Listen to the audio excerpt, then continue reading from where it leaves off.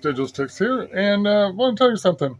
How could God be real and yet religion be full of such evil people and be such a mess and bring such evil into the world? How does it justify genocides and all that crap, right? Well, here's the deal. Jesus laid it all out, man. The law was not for the righteous, but for sinners. So there you go. People that love religion, they don't know they're playing with their own fire. So yeah, they get a little bit of temporal power and influence and fake authority and crap like that in this world. They get a chance to justify the unjustifiable off of the hoopla ha that they invent off of a book, right? But here's the thing. When Jesus talked about the law, when he was telling these people about the law, he says, it is written in your law. Why was it their law, not his law, right? Because the law was not for the righteous, but for sinners. And if you look all throughout, there's nothing good said to the religious people. He was accused of being a friend of the sinners. Why? Because he was. He wasn't a friend of the religious. And what did the religious do to Jesus? They murdered him. They crucified him on a cross. But guess what? He knew they would. So, set an example. Set it all straight. So if you want to have a relationship with the higher power and you want to live a good life and you want to be just in right standing with God, aka righteous, how do you do that?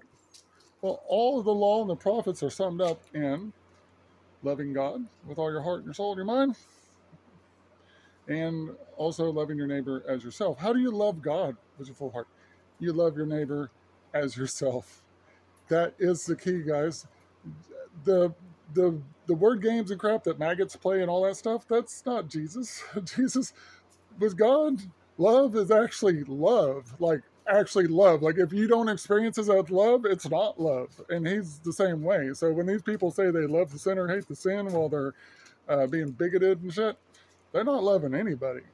And the only people that are fooling are the people that want to be fooled.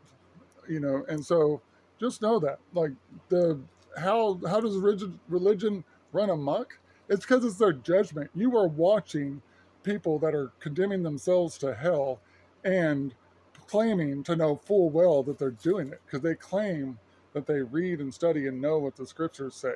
Those scriptures that say that Jesus will tell them in the end, depart from me, I never knew you. And he doesn't know them. He doesn't care to. They're not his kind of people. So you can vote MAGA all you want to. There's a reason why they love Trump but won't follow Jesus, because they don't love Jesus. They don't care about Jesus. They like to name drop. They like to have the religion. They like to have the organized power of a bunch of fools sitting in pews that give them their money because they won't stop and think for themselves. They're too scared to go against what they're raised in. But another little thing, every religious person grows up in a household. I guarantee you, 95% of them, if not more, their household, the actual life they grew up in, the actual family life, is a dirty little secret. Mine certainly was, and I guarantee you. But I'm finding out it wasn't the exception. See, I thought my hypocritical parents and family and all the people that I was dealing with were the exception. So I used to be conservative. Trump got elected, and see, I wanted Trump to win in 2016. I was a fool, but I wasn't. Well, I wasn't. I was fooled. I wasn't a fool. The fools still support him, but by 2018, for me, it was damn clear that guy was total horseshit. Like a lot of the buffoonery that was going on during the campaign, I just chalked up to the campaign. But when he actually was that way as president, the guy's a douchebag, man.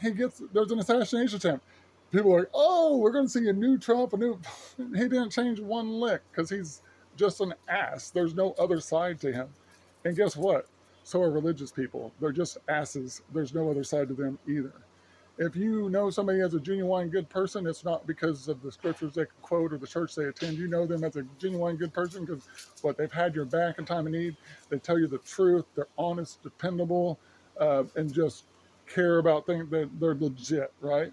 You don't know that they're good people because they're good religious people. If anyone's touting their religious record or someone else's religious record, that person most likely is a total fraud and sham and an evil person. If all they're known for is their religion, that means that's their sheepskin put on a wolf's screwed that up. But they're a wolf in sheep's skin. It's not even sheepskin if you will think for yourself and do what Jesus said to do, which is to know them by their fruit. So what's Trump's fruit, right? He goes around hating people, goes around lying all the time. He's a freaking wimp. He's got to act like, everyone's out to get him because he's a narcissist. He can't ever admit that, he can't accept a loss, and nobody will hold him accountable. But he's supported by people that are the exact same way. That's why he does it. It's not, nobody is fooled by Trump. Nobody is fooled by Trump. So the people that support him, in spite of the insanity, why do they support him? Because of the bigotry and the hatred and the hope that they can be put in power to behave that way. Like, they are willing to be chameleons to whatever, and Trump gives them the chance to have something that they can just belong to, right? They can just play the role. And who's it going to hurt if Trump gets into power? People like myself and others who are living our lives, trying to mind our own business, want to do our thing, don't want to just simply conform to something and be, because that's enslavement to people like me that have a brain of my own and wants to use it. That's in slavery to people like me that just want to live my life and want other people to be able to live their lives.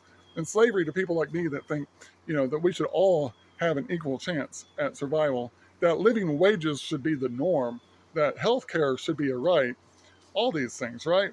We should not be we should not be having politicians claim that they care about the deficit while we give billions to Israel to murder their neighbors. But we can't give anything to Americans to support their own families. We want to take away their right for abortions, but we don't want to do anything to help support those kids. That's not pro-life. It's all a sham.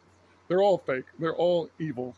Religion is evil by design, because God knows that the righteous don't need religion.